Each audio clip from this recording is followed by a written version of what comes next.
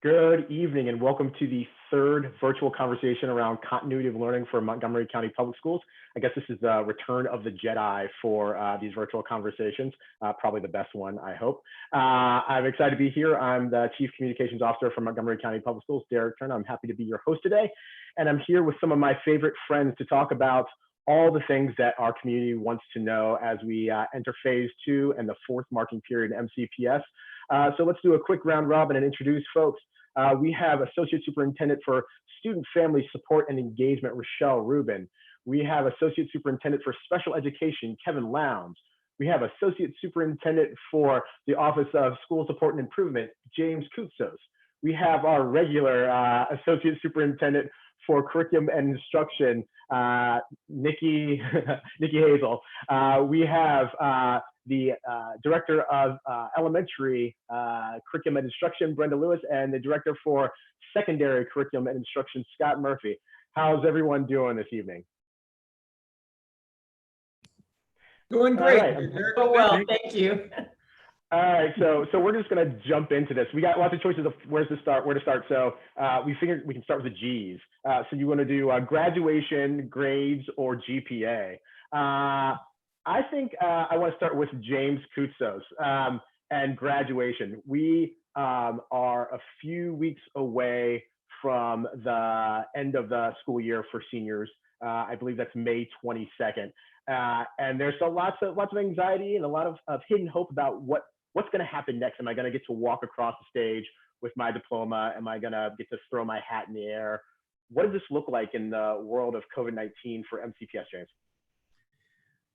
Eric, we've been engaging with members of our community, our students, our parents, our staff to try to understand the best way and the safest way that we can honor this amazing class of 2020.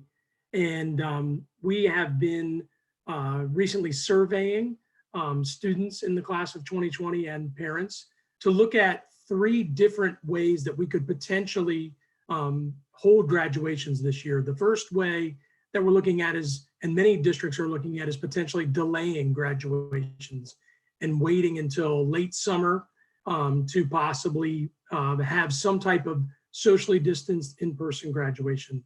We're also talking about the potential of virtual graduations, and we've engaged with some of our traditional partners and talking about ways that we could deliver on a virtual graduation for students at the scheduled dates that we currently have.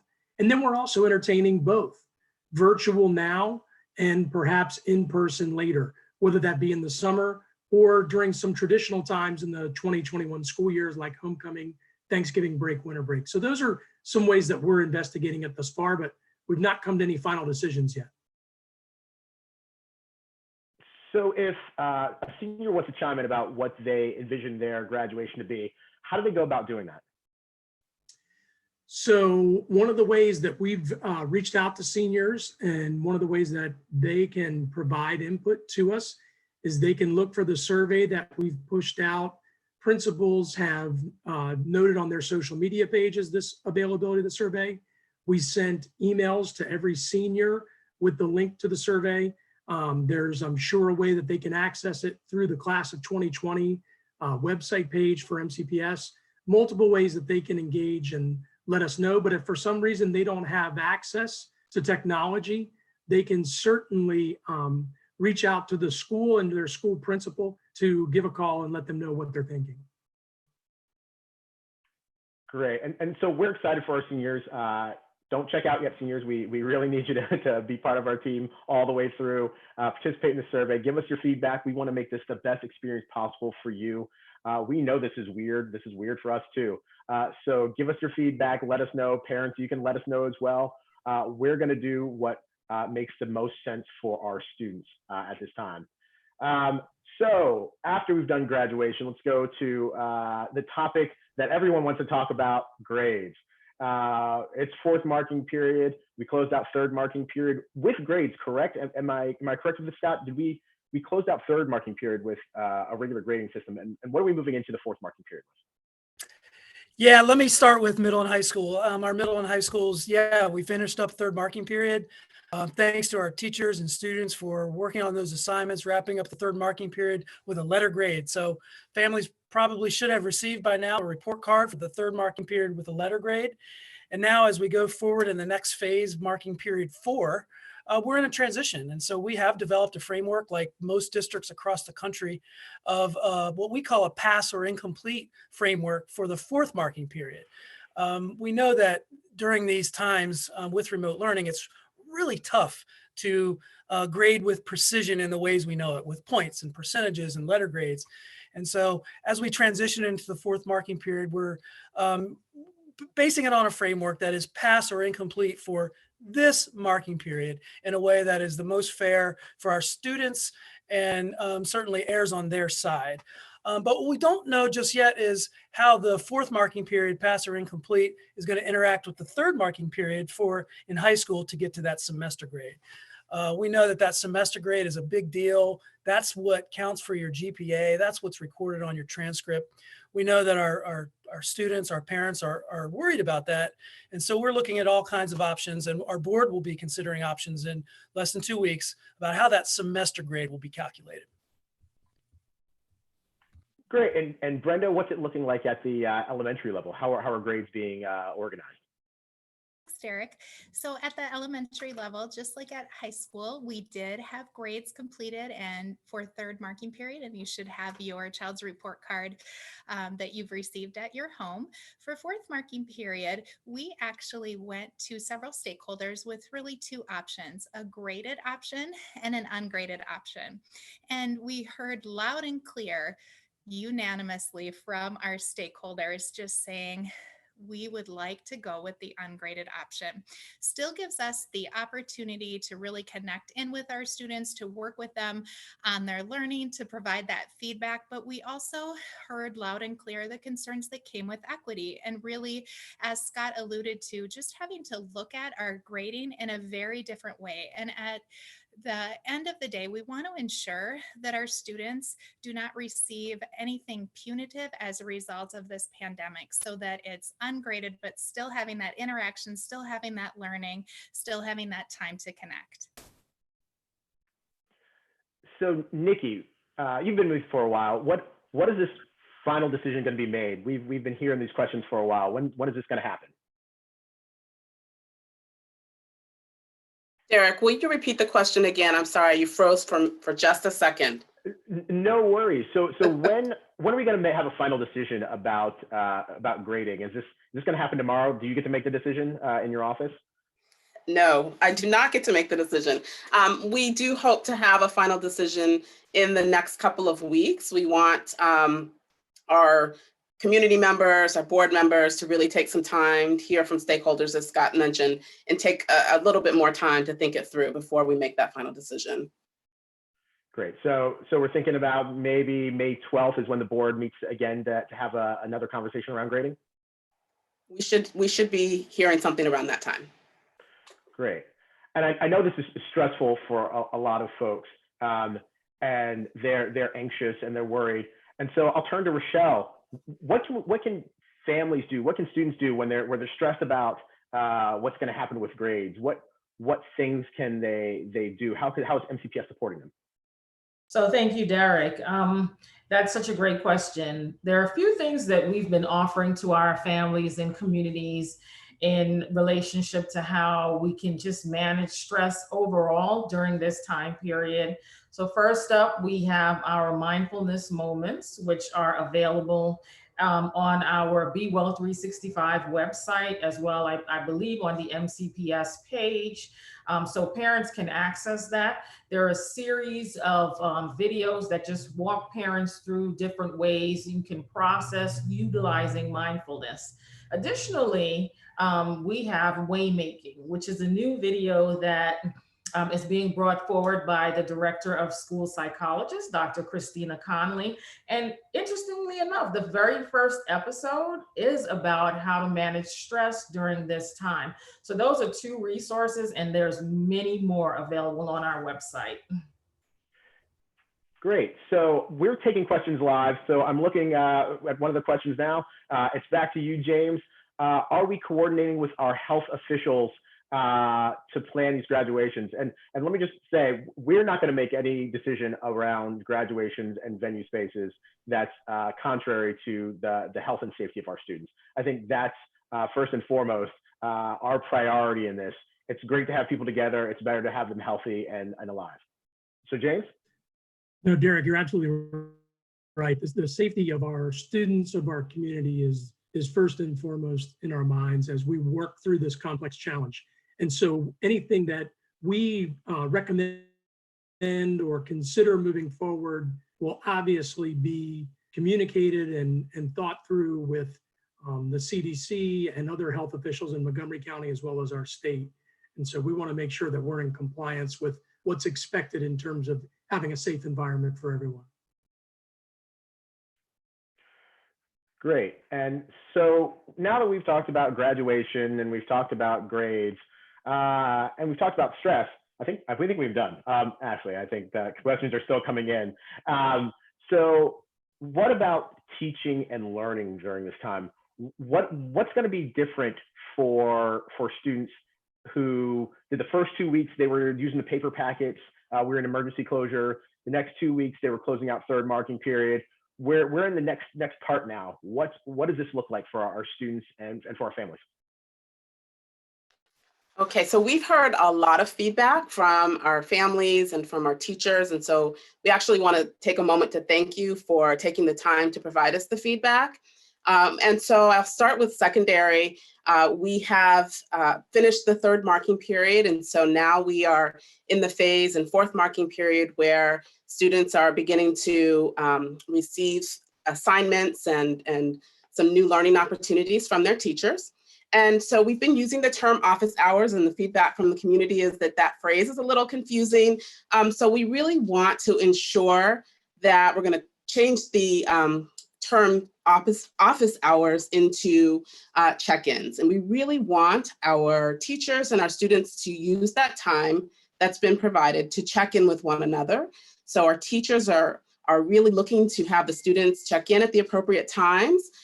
This is an opportunity for teachers to preview new concepts, to give feedback to students, to maybe address anything that may be confusing for students. So we ask that our middle school students and our high school students, even though you receive your materials and your resources on Monday, your assignments, we want you checking in with your teachers, re-engaging, connecting, and really making sure that the teachers and students have that opportunity together throughout the week.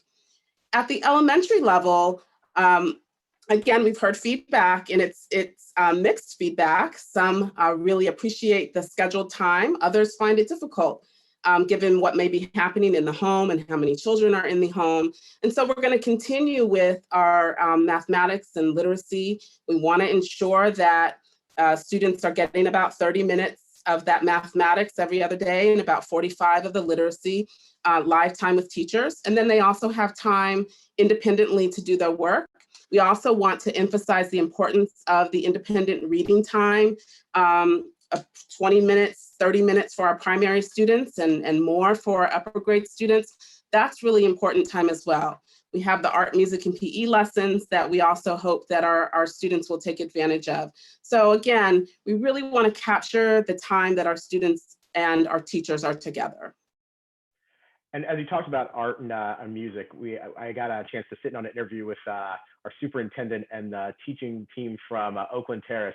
And one of the teachers, Paula, if you're watching, hi, was talking about the art that she had her kids do. And it was just amazing. They were engaging in this creative art project around kindness, and they were using things around their house. And just the question came up, how do we address equity though when people have different things at home? So how are we thinking about equity in this new space, Brenda? Well, that's a great question. And I think our teachers have done a wonderful job considering what resources may be inside of homes.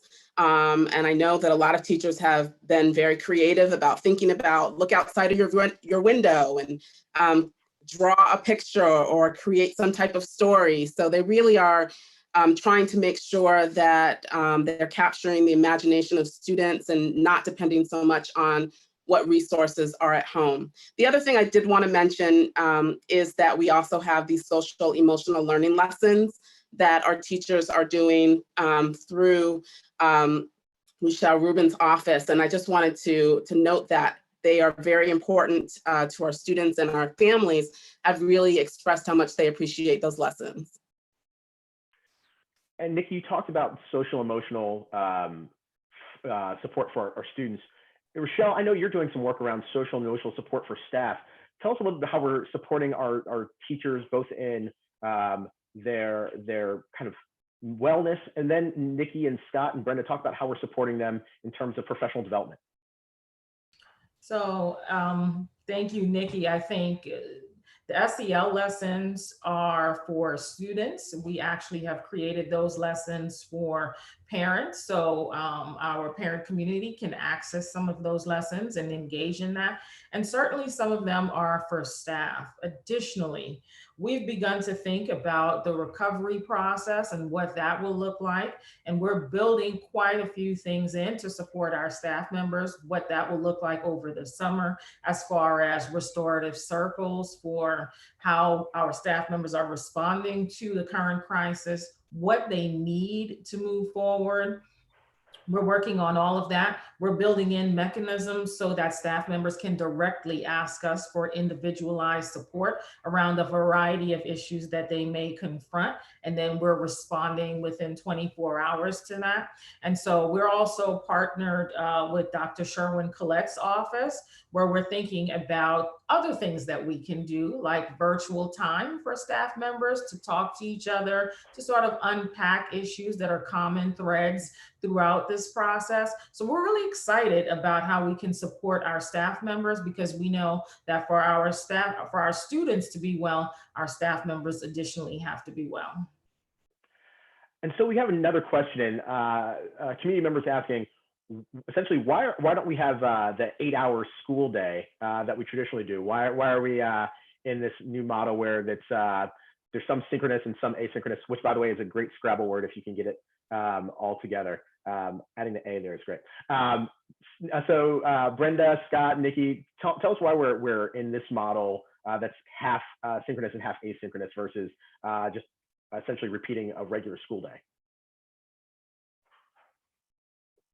Sure, I can start at the elementary level.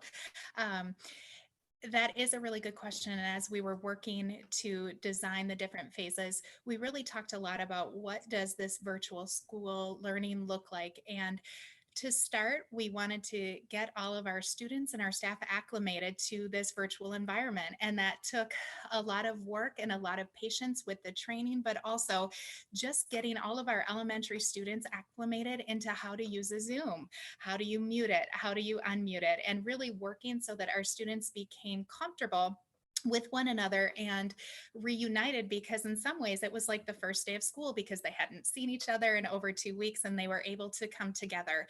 And we worked on how can we have both synchronous and asynchronous times for our students to work through their learning, to have those connections with one another, to have the connection with the teachers, but at the same time to have that balance, because we don't want to have our students in front of a screen for 8 hours a day. That's exhausting. That's not effective. That's not engaging. That's not motivating. So as we have been rolling out and continuing to enhance our phases, we've been working to really enhance that time and make sure that we have a good balance of that live time, that screen time, but also that independent engagement. And same thing for middle and high. I mean, we really want to be able to provide a balance of both structure that students need, but also some flexibility. There's a lot going on, and students do need a level of flexibility to be able to access that instruction at any time. That's the asynchronous or pre-recorded part of it. But they also need that interaction with their teachers, and that's the check-ins. So really providing this balance of flexibilities so that students are able to access at different times if a particular scheduled time doesn't work for them, but also those meaningful check-ins to maintain that interaction with their classrooms, with their teachers, is really, really important. So are there going to be more check-ins in this new period, or is it just rethinking some of these check-ins? it's really refining the schedules of check-ins that we began, right? So, you know, our schools have, and our teachers, our students have fallen into some routines with weekly schedules. And those weekly schedules at the middle and high school level, those check-ins will continue. So check your local school has a schedule for when every single teacher is available multiple times through the week. And as Nikki mentioned earlier, this isn't just I'm available if you have a question. This is, please check in. We're going to continue moving through the learning process. We're going to build relationships. We're going to connect. The teacher's going to provide support. So it's really refining and building on the framework, the schedules that people have started to become accustomed to. Great. And as we think about secondary and elementary, we often get questions about how are we supporting special education students?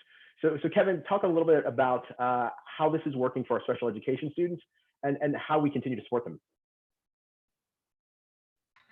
Great question, Derek. So as of today, all parents with a student who has a IEP and is receiving special education services should have heard from their case manager. And as we know that the types of services that students were receiving when we were in schools is going to look a little bit different in a distance learning model. And the main thing and the important thing about special education in an individualized education plan is the I, and that it is an individualized plan. And so the case manager needs to have a conversation, or should have had a conversation already, with the parents and the students and talk about what are the goals and what are the special education services that you were receiving when we were in schools.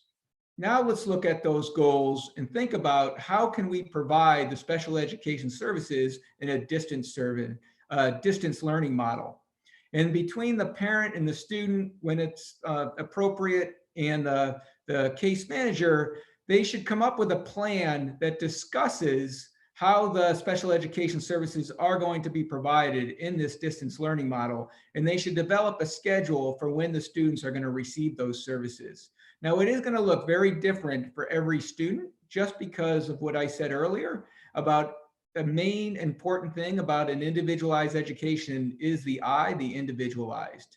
And so if someone has not received a call from their case management, then they really should reach out to their principal at this point and let them know that they haven't heard from the case manager of their student who receives special education services, because by now everyone should have received a phone call. And what we are learning throughout this process when parents do contact is that we might not have a correct phone number or a correct email. And so I really, really encourage all parents who have not received a phone call yet to either contact their principal or contact the special education office so that we can get this individualized distance learning plan going. Thank you very much, Derek. Great, thanks, Kevin. So we got a question in. A community member wanted to know, are check-ins optional at the secondary level? Scott, can you tell us about that? Yeah, it's a really good question. Let me put it this way. Check-ins are important and they're going to be meaningful. But we also don't want to have our students penalized if they can't be there at a specific time. So again, we really want to be sending the message that this is a time where students and teachers and classmates can connect, where they can get support. And there will be times where teachers are anticipating confusion and providing a little bite-sized instruction, but also just the time to connect and move forward in the learning process. Ultimately, students will not be penalized for not being at a check-in, but we really, again, want to be sending the message to our students that they're important and to be there if you can. I also want to mention that, as I said earlier, we are building a framework of pass or incomplete for this marking period only as the grading framework. And we're going to be sending out a lot of more information in the next couple days about what does that mean? What does it mean to pass this marking period? It's not as precise as it is during normal school. It's not points and percentages and a letter grade. It's different. And the way we are going to be looking at pass for this marking period is a lot about engagement. How are students completing those assignments on a regular basis?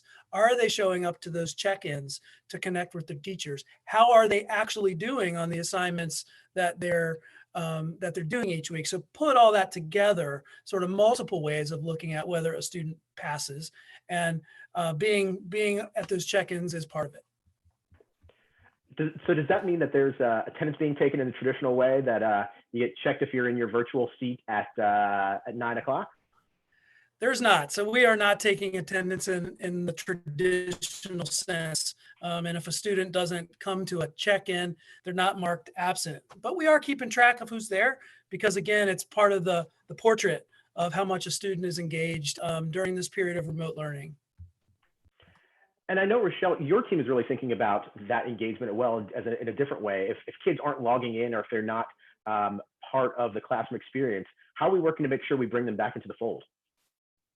So that engagement is so important, because to build on what Scott was saying, we are really in tune and laser focused in on making sure that students don't experience a significant slide. And so one of the things our office is doing, our PPWs have moved to a case management format, where we actually are reaching out to our families and touching base with them, making sure that they have technology, they have internet, and if they don't, making sure we work with our partners across office to ensure that they receive those things. Our parent community coordinators have also created, which I love, a nice little walkthrough for parents for how to navigate. So once you have the technology and you can log on, how do you actually navigate the platform? So we're making sure that we do that. And then certainly we're addressing any issues, both personal, social, et cetera, needs that families have. They may not know where to go for. We're here to help with all of those things as well, so that our students can be engaged at the end of the day. So we try to alleviate any concerns or issues that the family has that's preventing our students from being engaged. That's really important. And first we get students engaged, and we've actually heard from some parents who said, "I've got my students logged in, they're zooming away, but now how do I support them now that they're in their classroom? How do I help? Because I'm working from 7 a.m. to 6 p.m. What role is the school system playing in my parenting, or what role should I be doing in this time when they're not in their Zoom class?" So I open this to anyone. What guidance are we giving? What guidance can we give to parents about the time when the kids are not in direct instruction or in asynchronistic instruction? It sounds so familiar, because I have a middle school student, and I was working this out myself as a parent. I really think it's important to make sure, as a parent, particularly with our secondary students, that you're just clear about what all of the assignments are that they are being given on that Monday. There are certainly opportunities for them to check in, just making sure that they're clear about their schedules, making sure they're clear about the assignments that are due. Again, we don't want to penalize students if they're not able to check in, but we just want to make sure that they're engaged and checking in with teachers, certainly if they have questions. But I had to sit down with my own child and go through the schedule to just make sure we were all clear about what was expected and what the day might look like. And so I think that's very helpful. And again, at the elementary level, to do that as well. Are there any new options or opportunities that are going to come into the fold for marking period 4 for our kids to participate in? Well, we are looking at different options now and different opportunities, and we hope in the next few days to be able to come back and share additional opportunities for families that want further engagement. So we're starting to get the question in that we've all been waiting for: GPAs. How will my GPA be calculated in this whole brave new world of pass, fail, COVID on my transcript? So who wants to take the first stab at the conversation that we're having? I'll start. I've been hearing from a lot of students, a lot of parents about this topic. And the first thing we want to make clear is we don't know yet. because we are hearing a lot of feedback, and we are listening to that feedback. And on May 12th, our Board of Education has its next business meeting, and we're anticipating some final decisions to be made at that time. Again, as I said earlier, when you take a letter grade from the third marking period and have a pass for the fourth marking period, that now has to get to a semester grade. And that is how a GPA, that's what factors into the GPA. And so that's what we're really trying to study carefully. That could mean a letter grade for the semester that does not penalize a student in any way, but still allows students to raise their GPA. It could mean a pass or incomplete type of framework. It could be a hybrid of the two, like others are doing, or is common in colleges and universities. So we are studying all possible options, and we'll be working closely with our board on next steps and being able to communicate with clarity about how the GPA will be calculated. You know, I want to acknowledge to our students that, you know, you may have been working really hard to get that grade that you wanted this semester, and you got that grade you wanted third quarter, and you want to see that influence your GPA. We hear you, and we are going to be listening to all that feedback as final. So as we're thinking about GPA, what are we thinking about in terms of goals for special education students, Kevin? Derek, what we're thinking about is that parents need to know how well their students are doing as far as reaching their goals that have been set for the distance learning plan. And because the goals and the measurement of the goals might be a little bit different than they would have been in the data that we collected would have been different for the students in the school. We are asking our special education teachers to have that discussion with the parent as far as this is the goal that we agreed on that we're going to really focus in on in the distance learning. How are we going to measure that goal? Because it is our responsibility to send home a quarterly report at the end of the third and the fourth quarter to let our parents know how well their students are doing as far as attaining the goal. So if community members want to share their feedback about goals or want to share their feedback about GPA, because I think we want to collect this, what's the best way to do this? And before I put all of your personal cell phone numbers out there, how about I take it on myself? You guys can email pio@mcpsmd.org. That's pio@mcpsmd.org. That stands for Public Information Office.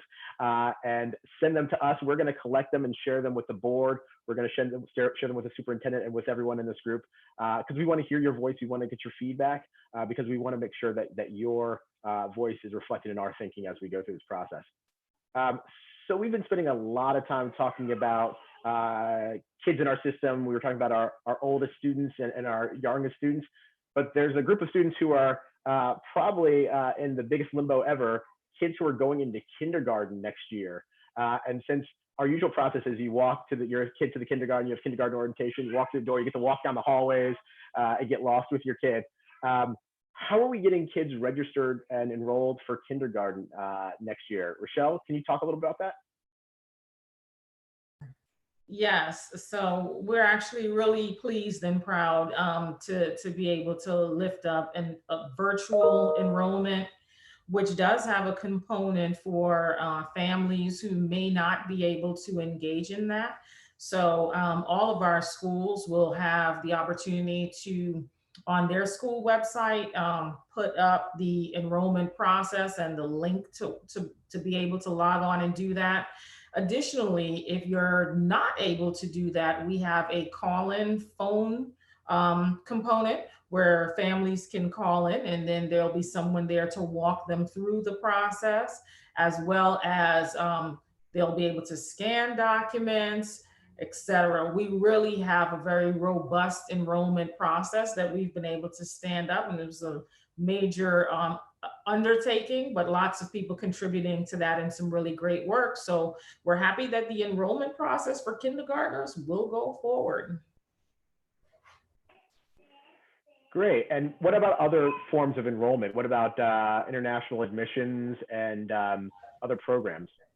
Right, that's such a good catch. It's all rolled in under one umbrella. So international enrollment, besides kindergarten, if you're coming in from outside of our district and interested in enrolling, the online process will allow us to actually really connect all of the enrollment processes under one. And then within office, we'll be able to have individuals within particular offices siphon that information to where it belongs.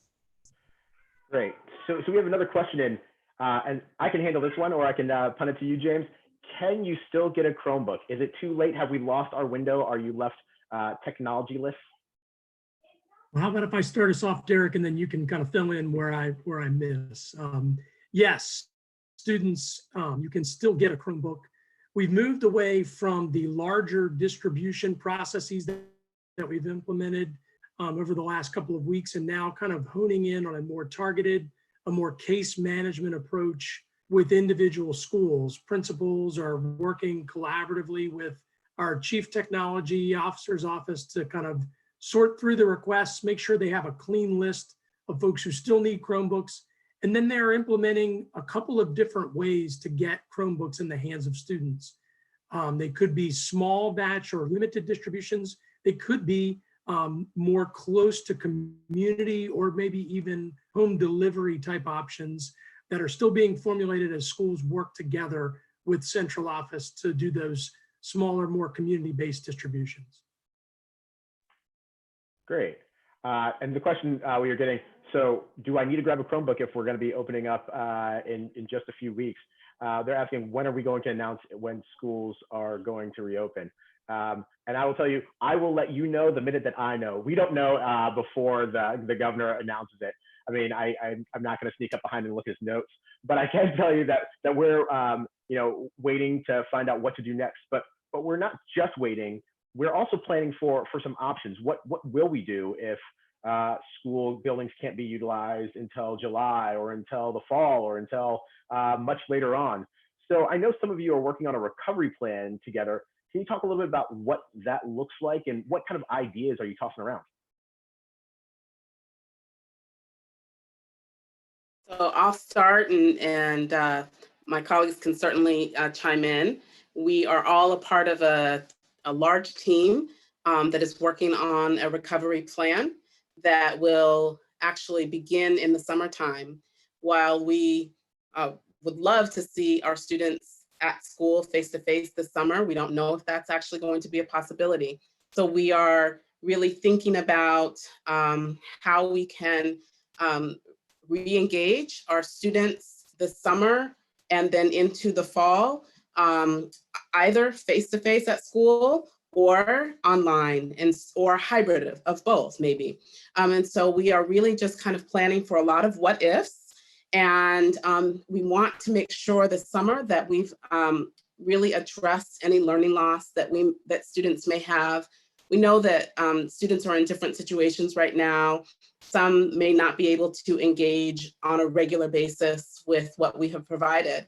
And so we really do hope that the summertime will be a time that we can bring as many of our students together that we can, either again, online or face-to-face, and then think about what is needed in the fall as well. So the plan will focus on academics, but also we know how important the social emotional piece is. And I don't know, Rochelle, if you want to speak to a little bit of that as well. Right, thank you, Nikki. So in addition to the academics, we're planning for what does the social emotional piece for teachers as well as our students entail. And so planning to bring everyone together, making sure that we're focusing on, what is the response to what has happened? What do you need to move forward? And then making that a continual part of our everyday, school curriculum life, which was already slated to be the case under Be Well 365. And we're glad we were able to fast forward it. So we do have some great things in mind for recovery as far as that social emotional learning piece is concerned. Derek. So, yeah, go ahead, Kevin. I just wanted to say, we are planning for ESY, extended school year, for students that do qualify for the extended school year. We are working with the larger team that's focusing in on the summer and then opening up in the fall. And for parents that might not qualify for ESY extended school year, but are still concerned about their students might have fallen behind, we are making sure that those students are included in the larger plan or the larger district plan, and we'll have an opportunity for everybody else to attend these summer programs. Great. And we talked earlier about one of the barriers for students was around getting access to Chromebooks, but we're also concerned about their connectivity. And so we are, for the person who asked, we are still giving out MiFis or personal wireless hotspots for students. So please contact your school and let them know you need one, and we will figure out a way to get one to you. There is also Comcast Essentials is still available to families. I know Verizon is giving discounts too. Just let us know at the school, and we will help make sure that you have your connectivity, because we want you to be able to access all the great instruction, all the cool engagement that is going on by our teachers. And I just want to give a quick shout out to the teachers in the system. They are doing a yeoman's work here. I have watched teachers engage their kids and get them so excited about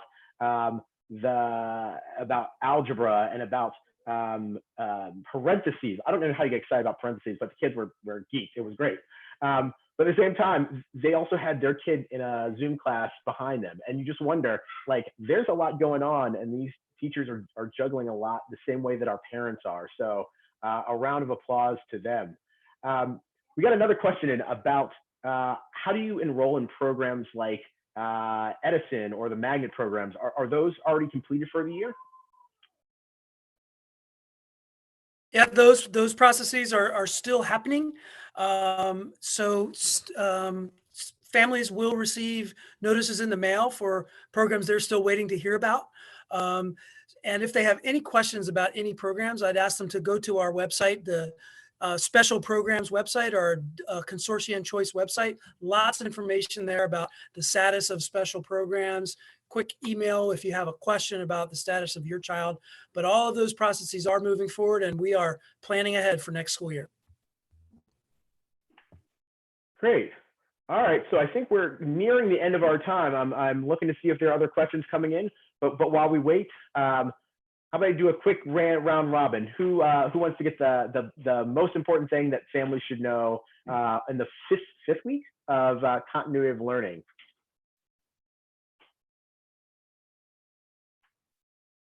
No one raise your hand first. How about I call on folks? How about you, James? What's the most important thing families should know this week? I think the most important thing is to make sure that you are balancing how much you're trusting your child to do on his or her own and how much you're monitoring or verifying. I think establishing that level of trust is really critical. Having a ninth grader myself, I've had to learn how much I can trust him to accomplish what he needs to accomplish and how much I need to check in every once in a while to see if he's doing okay. All right, Brenda, you're up next. I would say to give ourselves grace as parents. I'm a parent of a fifth grader, a fourth grader, and a second grader. And we have our moments and we get a little bit nervous, or I might wonder if somebody has their exit ticket done. And just to remember as parents that it's okay. We're all trying to navigate this together, and to be patient with ourselves and to be patient with our kiddos too, and balancing with what James just said about that accountability piece. But we understand we're not perfect. Our teachers are there to embrace our students, to meet them where they're at, and we're all in this together. So just please give yourself grace too. Thank you, and I will. Scott? Yeah, our favorite topic, back to grades. Let's just remember that this is not normal school, and it's not normal grading systems either, but we are doing everything we can to make sure our students are engaged, and that in whatever decisions are made about grading, that will only be of benefit to our students. Scott, that's a passing answer. I will let you move on to the next level. Kevin?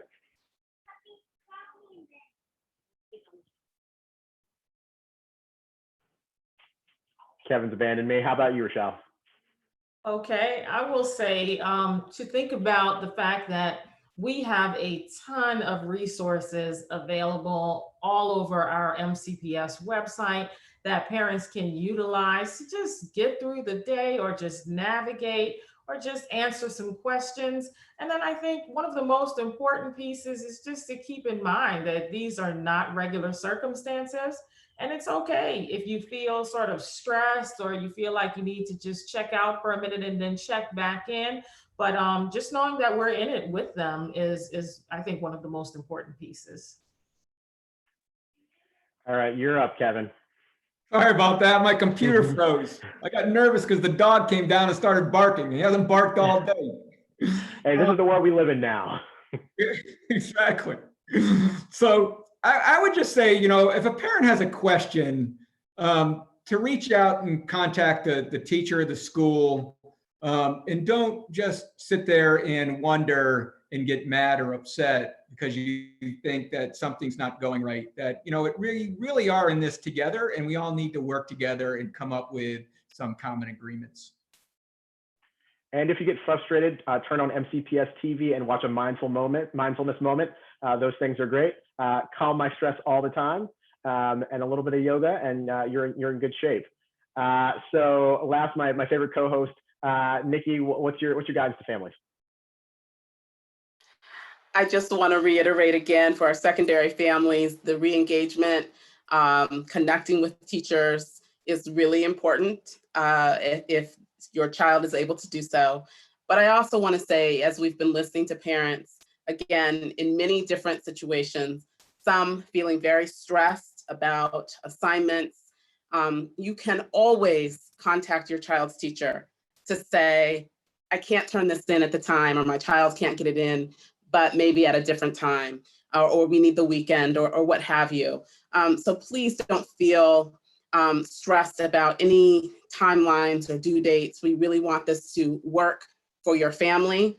And then on the other end, if you are feeling like you need more or your child needs more, as Rochelle said, we have many resources on our website, and we encourage you to use those resources for extension activities for your child.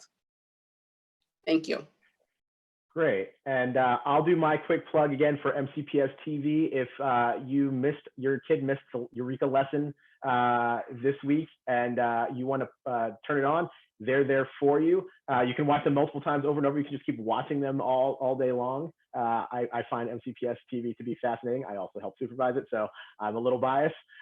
So please tune that in. It's 34 on RCN. Wait a second. It is 34 on Comcast, 89 on RCN, and 36 on Verizon. And then there's 1058 on HD. So if you can end up actually getting to station 1058 on your TV, congratulations. That's pretty impressive. And then I want to remind folks about meals. We are continuing to serve meals to our families, to our students. Monday, Tuesday are traditional single meals. Wednesday, we're doing double meals. Thursday, we are closed so that we can limit contact and increase food production. And Friday, we are back to a meal and your weekend backpack of meals. So please come, please grab the meals for your child. We're here to help you. We're all in this together.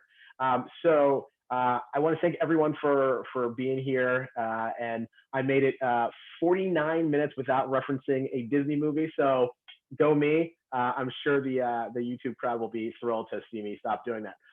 So thank you everyone for watching today, and we'll see you next time.